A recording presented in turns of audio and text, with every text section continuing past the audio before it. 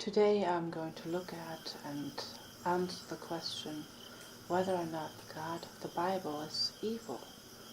I know we do have standards as humans, and does this God meet those standards?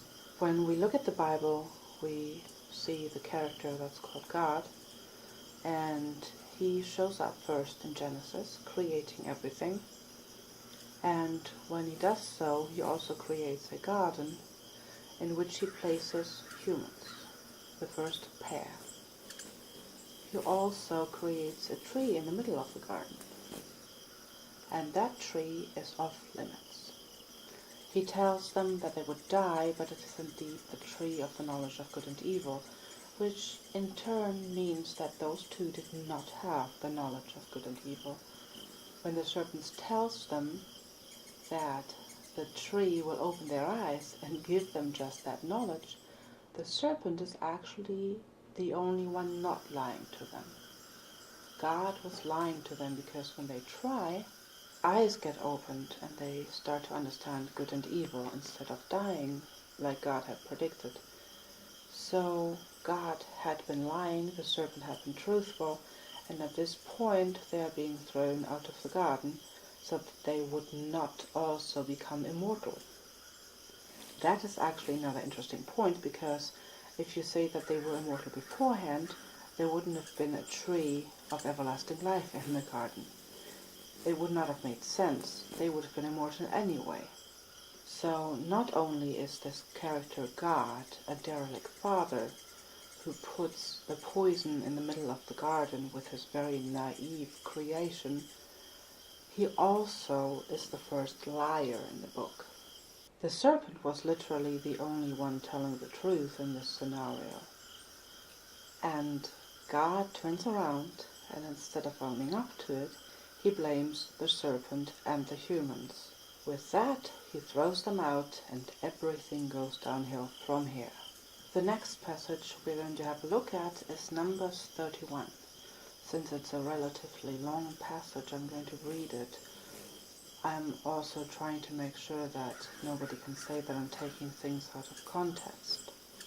The Lord spoke to Moses, "Execute vengeance for the Israelites against the Midianites. After that you will be gathered to your people."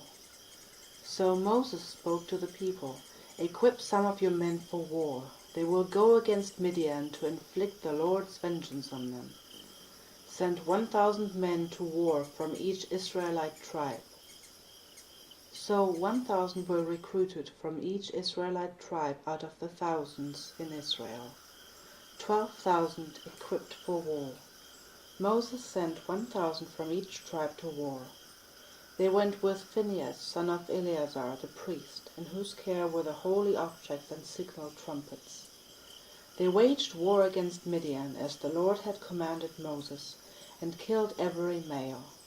Along with the others slain by them, they killed the Midianite kings, Evi, Rechem, Zor, Hor, and Reba, the 5 kings of Midian. They also killed Balaam, the son of Beor, with the sword. The Israelites took the Midianite women and their children captive, and they plundered all their cattle, flocks, and property. Then they burned all the cities where the Midianites lived, as well as their encampments, and took away all the spoils of war and the captives, both man and beast. They brought the prisoners, animals, and spoils of war to Moses, Eleazar the priest, and the Israelite community at the camp on the plains of Moab, by the Jordan across from Jericho. Moses, Eleazar the priest, and all the leaders of the community went to meet them outside the camp. But Moses became furious with the officers, the commanders of thousands and commanders of hundreds, who were returning from the military campaign. "Have you let every female live?" he asked them. Yet they are the ones who, at Balaam's advice, incited the Israelites to unfaithfulness against the Lord and the Peor incident, so that the plague came against the Lord's community. So now, kill all the male children, and kill every woman who has had sexual relations with a man, but keep alive for yourselves all the young females who have not had sexual relations. You are to remain outside the camp for 7 days. All of you and your prisoners who have killed a person or touched the dead are to purify yourselves on the 3rd day and the 7th day. Also purify everything, garments, leather goods, things made of goat hair, and every article of wood. Then Eleazar the priest said to the soldiers who had gone to battle, "This is the legal statute the Lord commanded Moses. Only the gold, silver, bronze, iron, tin, and lead, everything that can withstand fire, you are to pass through fire, and it will be clean. It must still be purified with the purification water. Anything that cannot withstand fire, pass through the water. On the 7th day wash your clothes, and you will be clean. After that you may enter the camp." The Lord told Moses, "You, Eleazar the priest, and the family leaders in the community are to take account of what was captured, man and beast. Then divide the captives between the troops who went out to war and the entire community. Set aside a tribute for the Lord from what belongs to the fighting men who went out to war, 1 out of every 500 humans, cattle, donkeys, sheep, and goats. Take the tributes from their half and give it to Eleazar the priest as a contribution to the Lord. From the Israelites' half, take 1 out of every 50 from the people, cattle, donkeys, sheep, and goats, all the livestock, and give them to the Levites who perform the duties of the Lord's tabernacle." So Moses and Eleazar the priest did as the Lord commanded Moses. The captives remaining from the plunder the army had taken totaled 675,000 sheep and goats, 72,000 cattle, 61,000 donkeys, and 32,000 people, all the females who had not had sexual relations with a man. So I'm going to cut it right here. If you want to, you can read how they divvied up in Numbers 31. But there were 32,000 girls left over after watching the genocide. Their fathers were murdered in an act of war. There was an invasion. Their mothers were murdered in front of them, together with their brothers. All of them, meaning all the underage males, were murdered in front of these girls.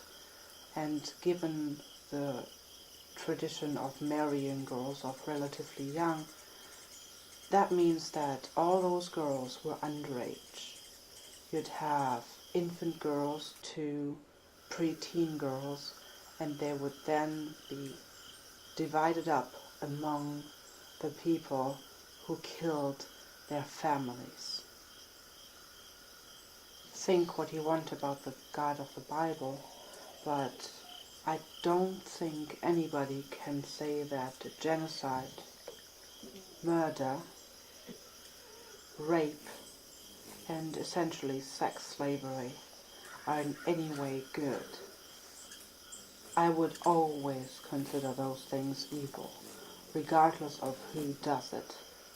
And if you're like me and don't believe that this God is real, and most likely the stories aren't real either, but if they were, I would claim that these people used the figure of God to justify themselves. They were just cruel and inhumane. They wanted to have a group of virgins to rape.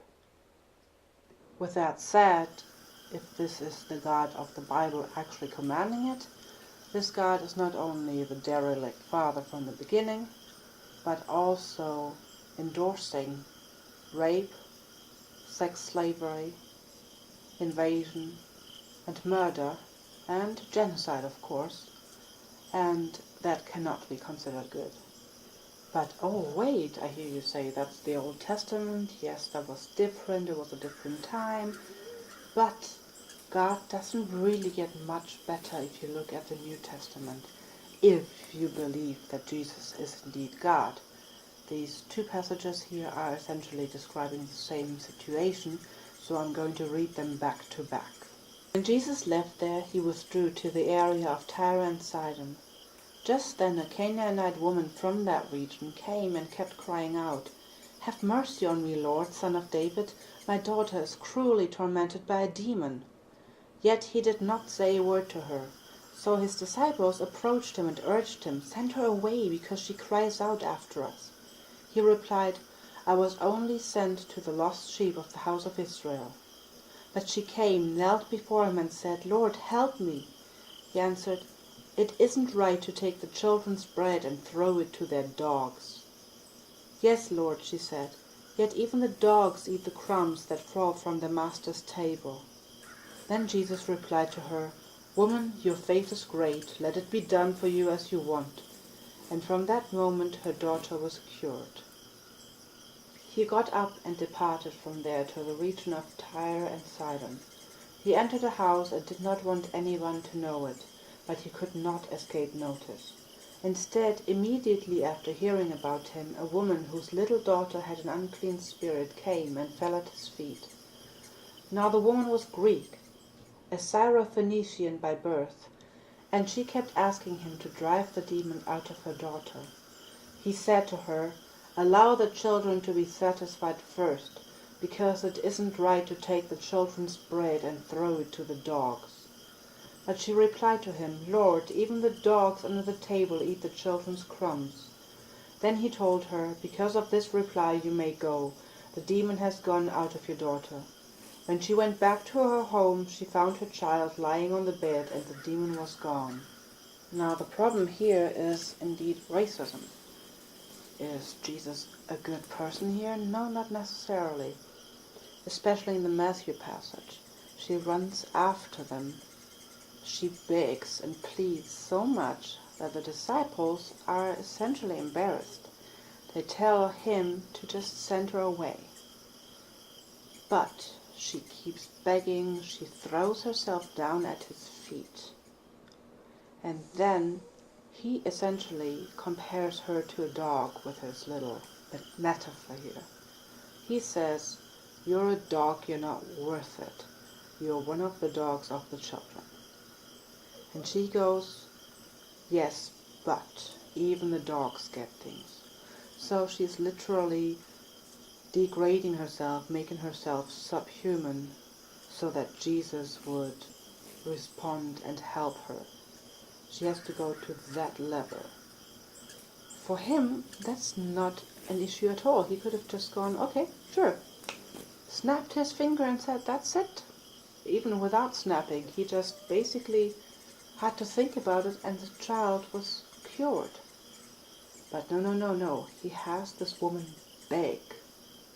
And beg in a way that she agrees with him that she is worth less than a human. And I find it grotesque, honestly. This racism that's portrayed here is beyond anything that a human should do. It's definitely not worthy of deity. After looking at these passages, is God good? Definitely not. Is God evil? It does look as if, yes. Honestly, the God as portrayed in the Bible is not a good character. That character is evil and probably very narcissistic as well. He's a tyrant who only cares about being worshipped because his ego is so frail. Honestly, this character is very human. Yes, that God is evil.